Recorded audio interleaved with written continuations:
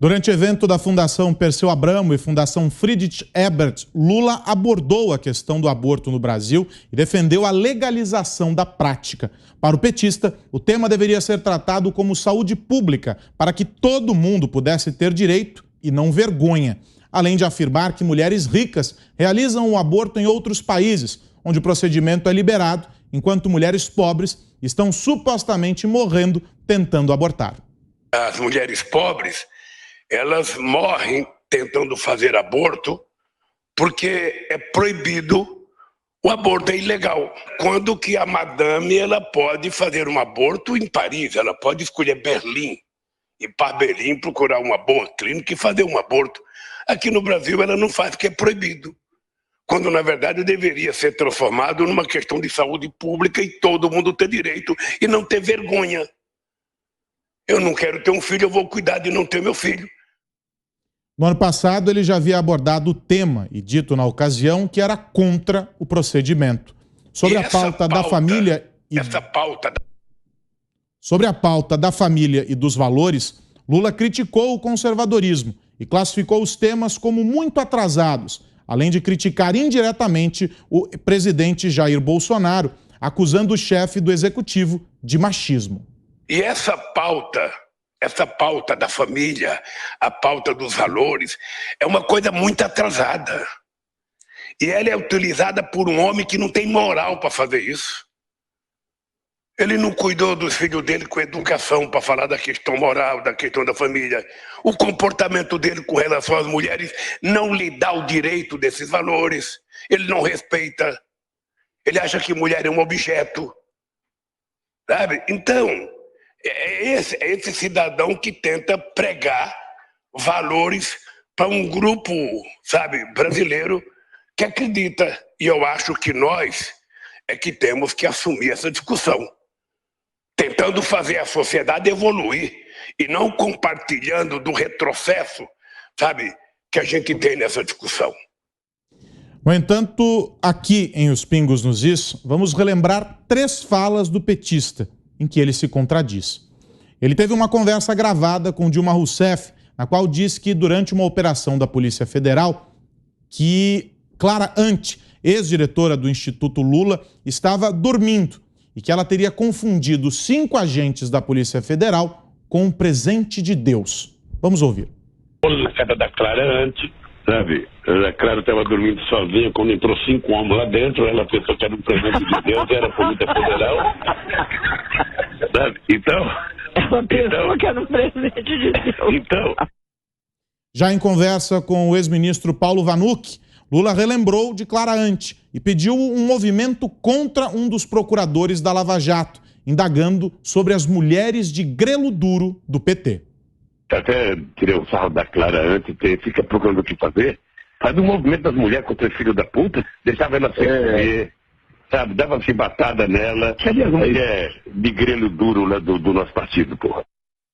Por fim, durante evento no Instituto Lula, em 2014, o petista assumiu que mente ao falar sobre dados de abortos e crianças de rua no Brasil, dizendo nem saber a fonte. Eu cansei de viajar o mundo falando mal do Brasil, gente. Era bonito a gente viajar o mundo e falar, no Brasil tem 30 milhões de crianças de rua, no Brasil tem 30 milhões... A gente nem sabia, tem não sei quantos milhões de abortos, era tudo clandestino, mas a gente ia citando números, sabe? Se o cara perguntasse a fonte, a gente não tinha, mas a gente ia citando números. Eu não esqueço nunca, eu estava debatendo o Roberto Marinho e o Jaime Lerner em Paris. Mas eu estava dizendo, porque no Brasil tem 25 milhões de crianças de rua. Eu era aplaudido calorosamente pelos franceses. Quando eu terminei de falar, o Jaime Lerner falou assim para mim, ô Lula, não pode ter 25 milhões de crianças de rua, Lula. Porque senão a gente não conseguiria andar nas ruas, Lula. Estamos ouvindo então esses trechos de falas do ex-presidente Lula, relembrando a você alguns desses momentos. E dizíamos aqui da manifestação dele em um evento recente sobre o aborto, defendendo o aborto, se contradizendo sobre a posição a respeito do aborto e criticando o conservadorismo. Durante a entrevista à Rádio T do Paraná, agora, nessa semana, Lula ignorou os calotes que tomou ao fazer empréstimos via BNDES a ditaduras e defendeu ajuda na obra do metrô na Venezuela. atribuindo o início das obras ao ex-presidente Fernando Henrique Cardoso. Eu fui acusado de que eu estava gastando dinheiro no metrô de Caracas. Quem começou a fazer o metrô de Caracas foi o Fernando Henrique Cardoso, quando era presidente, e começou correto. Começou correto, porque um país do tamanho do Brasil, ele pode financiar com dinheiro emprestado obras em outros países, sim. Bom, no melhor estilo Recordar é Viver, os Pingos nos Is ativando a memória da nossa audiência. E eu já digo boa noite para o Alexandre Garcia, que está conosco aqui nesta quarta-feira. Alexandre, boa noite. Quero te ouvir sobre este resumo que fizemos aqui sobre as manifestações do ex-presidente.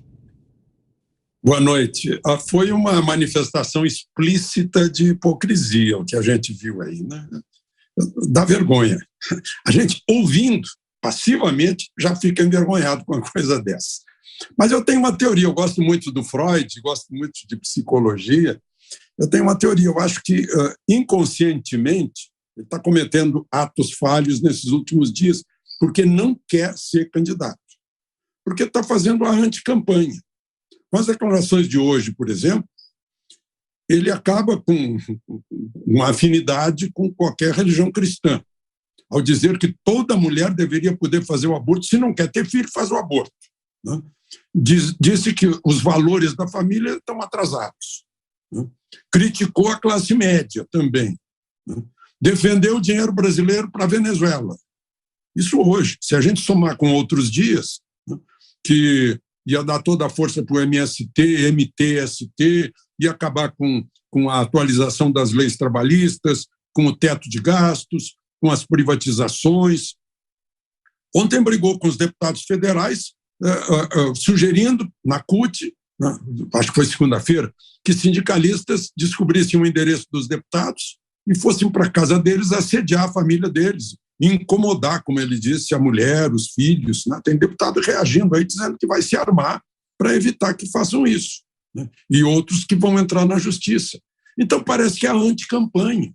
Não foi isso que eu vi em 2002, quando ele foi convencido pelo Zé Dirceu e por publicitários a fazer o Lulinha Paz e Amor. Fez exatamente o contrário. Ia lá para o Mato Grosso do Sul, chamava o Zeca do PT, disse, o governador, me mostra aí, me leva para os agricultores que eu quero dar garantia que não vai ter MST em cima deles. Foi lá em Uberaba, na Associação de Gado Zebu, para dizer a mesma coisa.